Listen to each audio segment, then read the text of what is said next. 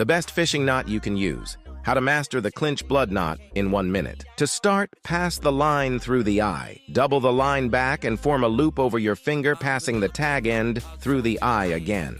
Now take the tag end and wrap it back around the main line for around 4 to 5 wraps. Once you've made the final wrap, bring the tag end back up and through the loop made over your finger. Now make sure to wet the knot with saliva or water and pull the tag end to tighten to the lure.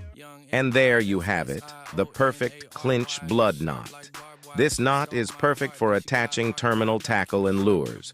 Remember, practice makes perfect, so continue to practice this knot so you can get it nailed down and mastered. We hope you enjoyed this knot tutorial. Save this so you can refer back to it when needed. Check out our 1-minute knot playlist for loads of different knots. Comment, and let us know what knot you would like us to do next.